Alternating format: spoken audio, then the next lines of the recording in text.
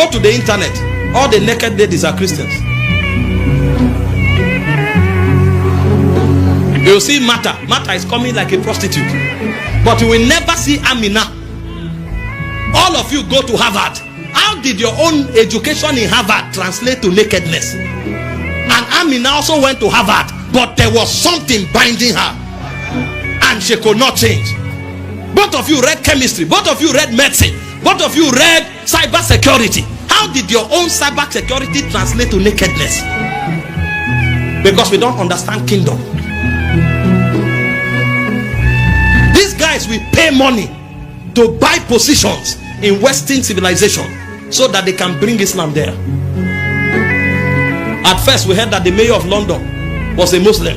Now there are over 6 mayors in London, in England, who are Muslims, and they are invading territories. When they come into any city, they buy a whole territory. The rich people gather together, buy it. Even in the rural places, you come, you hear his house quarters. Go there and see what will happen. They will dominate everywhere. If you touch the air, you will feel Islam. Before the day breaks, 5 o'clock, there are speakers everywhere on every street. They are shouting, you must come under this government. They understand colonization, we don't. That's why although Islam began 600 years after Christian, but they are spreading like wildfire. I'm not saying God is not doing anything, but I'm saying our consciousness of systemic takeover is low. So when a Christian goes to a bank, his glory is that I've gotten a new job, breakthrough has come. He shares his testimony in church and he thinks it's over. Users of God. But when a Muslim goes to the bank, the first question he's asking, the first agitation is that, where can we start praying here? And he will tell you, if it's 12 o'clock, we must pray.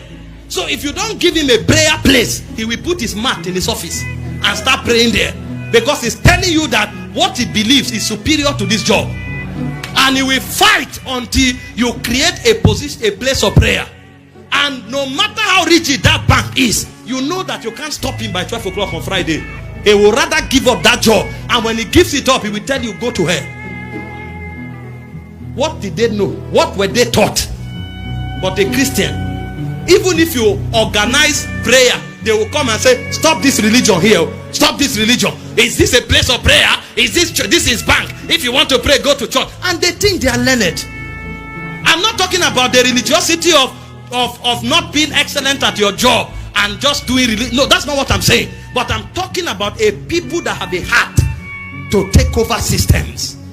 There are many campuses in Nigeria today. Riots break out because they refuse to give them a land to build mosque. And if these guys are driving, when it's 12 on Friday, they will park trailer in the middle of the sun, kneel down there and they are praying. Call a Christian for prayer meeting. If you don't put AC there, he won't pray. And even that prayer, if it becomes long, he will go away. Do you know the pride of a Muslim man? For his forehead to be black.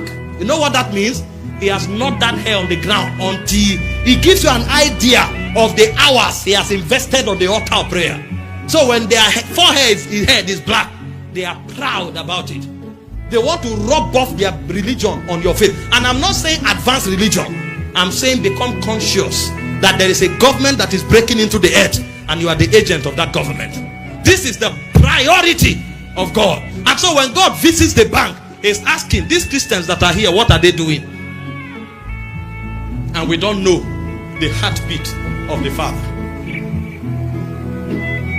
We don't know the burdens of the Father. We are secular people. We think we are social people, and we don't carry the weight of the kingdom. And the worst part now is that we have done it so much in the world, we are bringing it into church. Today, church is like club. Every raining step from the gutters of the club is what they are dancing on the altar.